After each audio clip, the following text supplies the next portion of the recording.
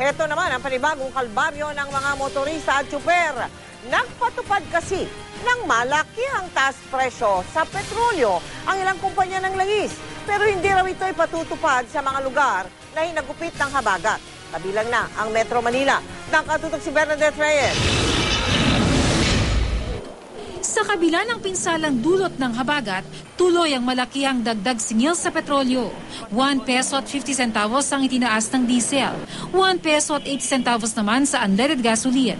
Pero hindi raw magtataas ang presyo sa mga lugar na nasa lanta ng habagat. Kabilang na ang Metro Manila, Rizal, Pampanga, Bataan, Zambales, Laguna, Bulacan at Cavite. Hindi na rin muna magpepresyo ng dagdag singil sa pamasahe ang grupong Pasang Mazda, kahit pa sunod-sunod ang dagdag singil sa petrolyo. Ako sa amin sa Pasang Mazda, kahit umabot pa ng doon sa benchmark na dapat namin magtaas, dahil sa sitwasyon nito, hindi kami magpapail. Gusto namin makatulong ng lubos sa ating mamayan. Hihintayin namin maging mapayapa ang panahon. Hintayin nyo Big 3 na maging maayos ang sitwasyon sa ating bansa at saka kayo magtaas. Pabigat din ang dagdag presyo sa LPG sa ilang tindahan.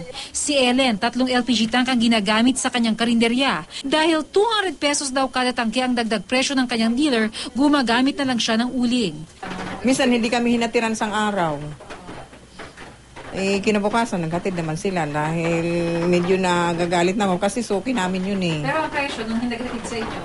Ganun, mataas na ng 200. Sapat raw ang supply ngayon ng LPG sa bansa ayon sa DOE. Sakaling meron daw mga dealers o retailers na magbibenta sa halagang 800 pesos hanggang 900 pesos kada tangke, agad daw ito ipagbigayi alam sa ahensya.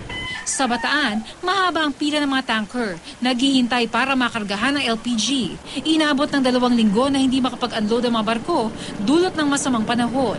Sabi ng DOE, bahagyang naantala ang pag-import ng LPG dahil sa mga nagdaang ulan, pero balik normal na raw ang sitwasyon ngayon.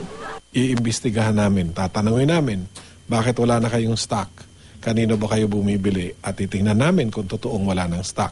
Kasi ang sabi po nung taga-import ng LPG, napakarami na nang namimili sa kanila. 3 times the normal volume po ang kanilang dispatch dito. Pinaiimbestigahan na ang umano'y overpricing sa LPG. Bernadette Reyes, Nakatutok, 24 Oras.